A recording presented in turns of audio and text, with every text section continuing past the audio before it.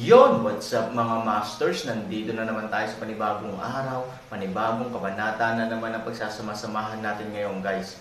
Mga masters, okay lang po bang wag nyong skip ang mga ads sa aking mga videos? Salamat po talaga mga masters sa solid na pagsuporta po sa akin. Magandang gabi mga masters, bali ngayon po ay 4 na videos po ma-upload ko po sa aking YouTube channel. Tama nga mga masters, 4 na videos nga po ang ma-upload ko po.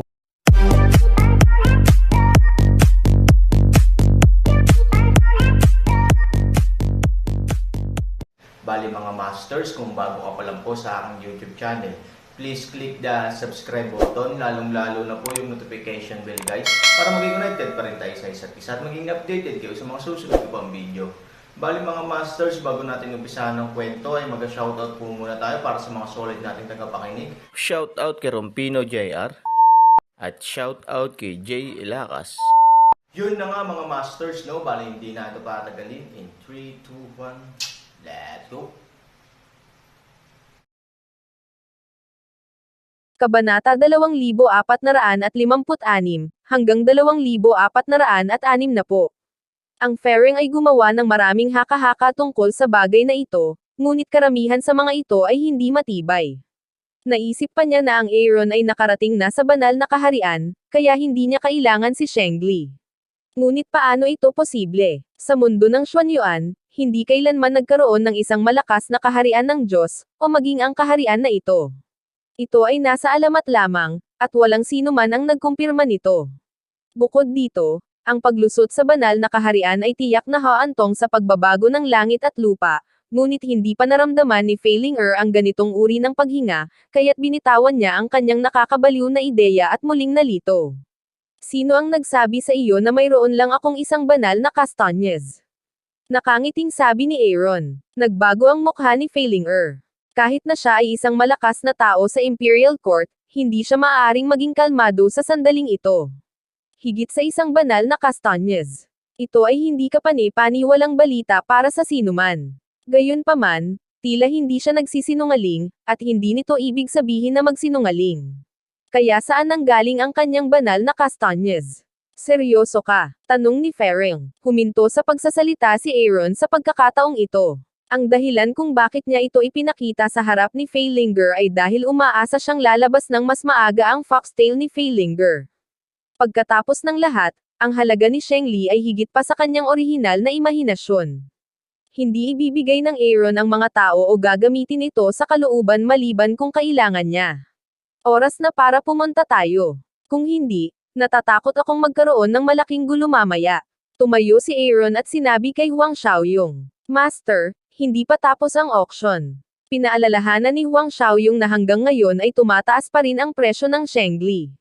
Gusto talagang malaman ni Huang Xiaoyong kung ano ang magiging huling presyo. Natural, hindi siya papayag na umalis sa oras na ito. Kung handa kang maghintay, maghintay ka lang, ngunit huwag mong sisihin sa hindi ko pagpapaalala sa iyo. Ngayon maraming mga tao ang nahuhulaan ang aming pagkakakilanlan.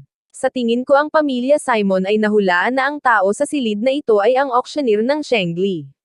Kung ikaw huwag kang umalis ngayon, hindi ka papayagan ng pamilya Simon na umalis ng madali mamaya. Natapos ang Aaron at diretsyong umalis. Si Huang Xiaoyong ay hindi nang ahas na huminto saglit, at mabilis na sinundan ng Aaron. Ayaw niyang harapin ang pamilya Simon. Kung siya ay tumigil, ito ay magiging kaawa-awa. Bakit? Nasaan si Fairing? Pagkalabas ng auction house, nalaman ni Huang Xiaoyong na hindi sila nakasabay ni Failing. Nang babalik na sana siya upang tingnan, pinigilan siya ni Aaron, huwag kang mag-alala sa kanya, kahit na pinigilan siya ng pamilyang Ziman, walang magiging masama. Master, anong ibig mong sabihin? Tanong ni Huang Xiaoyong. Maiintindihan mo rin mamaya, sabi ni Aaron. Ano ang pagkakakilanlan ni Feilinger? Ang Aaron ay walang paraan upang malaman at madaling mahulaan. Pero ang lakas ng babaeng ito, hinding-hindi mapipigilan ng pamilya Ziman, kaya hindi na kailangang mag-alala tungkol sa kanya. Busy pa ang auction house. Sa oras na ito, kahit na sino ang kanilang mga kakompetensya, sila ay haharap sa paghihiganti sa hinaharap. Pagkatapos ng lahat, kung makuha nila ang Shengli, maaari nilang palakasin ang kanilang lakas at magamit muli ng Imperial Court. Sa oras na ito, walang masyadong mag-aalala tungkol sa pagkakaiba ng katayuan ng pamilya. Ang lumang bahay ni Ranyi. Sa pakikinig sa mga panalong ulat mula sa auction house, si Ranyi ay walang problema sa kanyang puso, dahil gaano man kataas ang bilang, sulit ito. Ang Shengli, isang hindi mabibaylang kayamanan, ay bihira minsan sa 100 taon.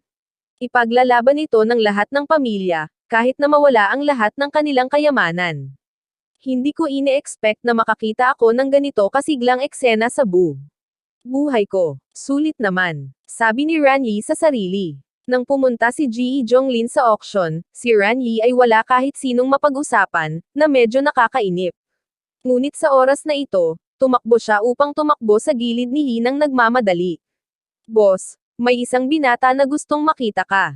Binata, Ranyi Leng para sa isang sandali, ang unang pagkakataon na isipin ng tao ay maaaring Aaron, mabilis na sinabi sa kanyang mga tauhan, pakiusap, mangyaring. Maya-maya, lumitaw ang kanyang mga tauhan na may dalang Aaron. Si Ranyi ay sumuray-suray sa Aaron, yumuko at sumigaw, Mr. Han, hindi ko inaasahan na pupunta ka rito. Sana ay mabayaran mo ang iyong pagkawala. Hindi magandang maging masyadong mapagkunwari. Direktang sabi ni Aaron. Bakas sa mukha ni Ranyi ang kahihiyan, at tiningnan siya ng kanyang kalaban, na nagpapahiwatig na aalis na siya. Nang umalis ang kanyang mga tauhan, tumakbo si Hikay at sinabi, Mr. Han, hindi ko alam kung pupunta ka sa akin. Ano ang maaari kong gawin para sa iyo? Kung namatay si Simon Chang, ano ang magiging epekto? Sabi ni Aaron. Nakaramdam ng pagkauhaw si Ranyi Dan sa mahabang panahon. Anong klaseng tao ang maglalakas loob niyang sabihin iyon? At saka, ang Aaron ay parang pagtalakay sa family customs. Hindi lang ba niya pinapansin si Ziman Chang? Pagkatapos lumunok at huminga ng malalim, sinabi ni Ranyi, si Ziman Chang at Emperor Zun ay palaging magkalapit. Sa mga taong ito, karamihan sa ekonomiya sa Imperial Court ay ibinigay ng pamilya Ziman, kaya binigyang halaga ni Emperador Zun si Ziman Chang. Makapangyarihan ang pamilya Ziman. Banta rin ito kay Emperor Zun. Sabi ni Aaron. Tumalon ang talukap ng mata ni Ranyi. Wala siyang lakas ng loob na magsabi ng ganyan, too timid to discuss in private. Tingnan ni Aaron si Ranyi na parang tanglaw, Mr.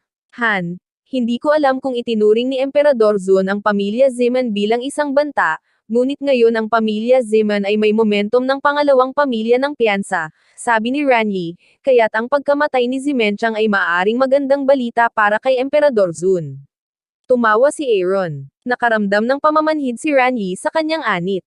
Kung binigyan niya siya ng 100 lakas ng loob noon, hindi siya maglalakas loob na talakayin ang paksang ito ng basta-basta. Ngunit ngayon, kailangan niyang umasa sa Aaron upang mailigtas ang kanyang buhay, kaya hindi siya makakatakas dito. Kung tutuusin, kailangan din ng Imperial Court ang financial resources ng pamilya Ziman, sabi ni Ranyi, kaya, hindi talaga madaling gawin.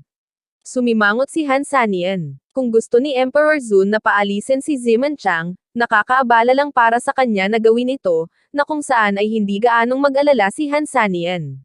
Gayunpaman, kung ang mga bagay ay hindi ang naisip niya, magkakaroon ng ilang problema, Mr. Han, gusto mo bang patayin si Simon Chang? Maingat na tanong ni Ranyi, gusto mo bang mamatay sa kamay ni Simon Chang? Tanong ni Aaron. Umiling si Ranyi, dahil ayaw mong mamatay, may iba pang paraan bukod sa pagpatay kay Simon Chang. Patuloy na tanong ni Aaron. Umiling muli si Ranyi. Sa karakter ni Ziman Chang, parang dalawa lang. Alinman sa namatay si Ziman Chang, o siya at si Ge Jonglin ay namatay, Mr. Han, baka maaari mong hanapin si Simon Ember. Sabi ni Ranyi, Simon Ember, sino ba ito, ang apo ni Simon Chang? Panipi, ang Aaron ay palaging matalino. Nakikinig sa sinabi ni Ranyi, may napansin siyang kakaiba. Mukhang may malaking problema sa pagitan ni Ziman Jin at Ziman Chang. Gayunpaman, malinaw na imposible para sa Aaron na hulaan kung saan ang problema. Kaya tumingin lang si Aaron kay Ranyi at hindi nagsalita. Unti-unting naging mabalahibo ang puso ni Ranyi, at hindi siya komportable sa Aaron. Nakayuko lang siya at sinabing, Mr. Han, hindi ko alam kung ano ang nangyayari sa pagitan ng dalawang tao. Gayunpaman, si Ziman Jin ay lumapit sa akin ng privado at gustong malaman ang tungkol sa iyo. Sa aking palagay, Dahil si Ziman Chang ay may nandito minsan, dapat maging makasarili siya pagbalik niya. Yun lang, tanong ni Aaron. Yun lang, kung may kalahating salitang itatago, parang kulog at kidlat. Sabi ni Ranyi. Tila hindi nagsisinungaling si Han Sanchen kapag tinitignan niya si Ranyi, kaya hindi na niya itinuloy ang pagtatanong. Ngunit hindi nagtagal pagkatapos niyang umalis, bago pa makahinga si Ranyi, Fei Ling'er ay dumating sa pinto. Ngunit para sa babaeng ito, si Ranyi ay walang gaanong pagbabantay. Bagamat siya ay nasa Aaron, siya ay hindi gaanong makapangyarihan kaysa Aaron. Hindi ko alam kung ano ang magagawa ko para sa iyo, miss. Kakaalis lang ni Mr. Han. Hindi mo hinahanap ang Aaron, di ba? Tanong ni Ranyi. Nakangiting umiling si Fei Ling'er, tumakbo kay Yi at sinabing, hindi ko siya hinahanap, hinahanap kita.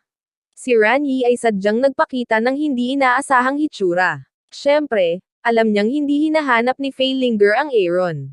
Kung hindi, paanong nagkataon lang ang timing? Hindi ko alam kung ano ang gusto ng babae sa akin.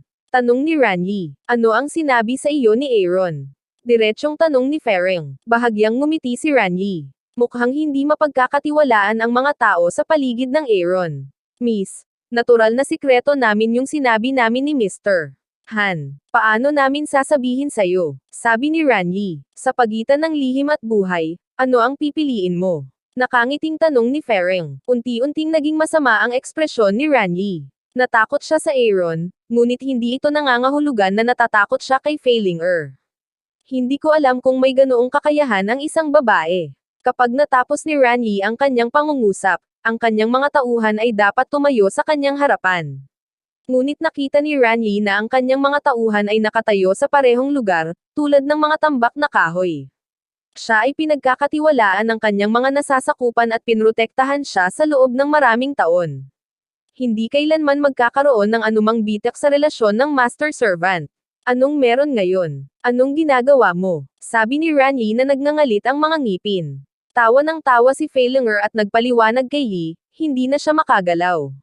Ang kanyang noo ay pinagpapawisan, ang kanyang mukha ay mapatla at walang dugo, at ang kanyang buong katawan ay bahagyang nanginginig, na para bang nasa ilalim ng matinding presyon. Sa oras na ito, nabigla si Ranyi kay nang makitang hindi ganoon kadaling pakitunguhan ang mahinang babae. Walang kamalay-malay na inalis ang kanyang paghamak na ekspresyon, tumakbo alam ni Yi na ang tila maislan na batang babae na ito ay malakas din, ngunit hindi siya kwalipikadong manakit. Girl, I've offended so much. Sana makapagbayad ka at palayain mo na ako. Sabi ni Ranyi. Oo, sabihin mo sa akin kung ano ang sinabi niya sa iyo.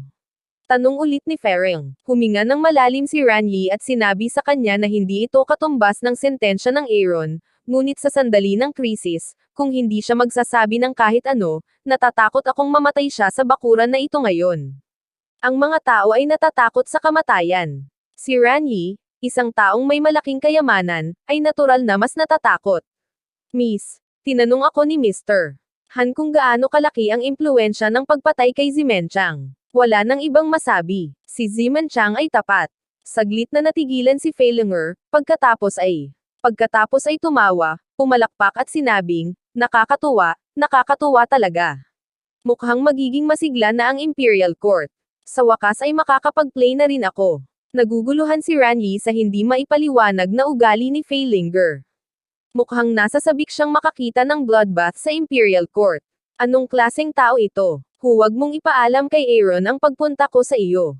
Kung hindi, hindi kita bibitawan. Paalala ni Fei Ling'er kay Ranyi. Mabilis na ibinaba ni Ranyi ang kanyang ulo at sinabing, pinaalis ni Ranyi si Mr.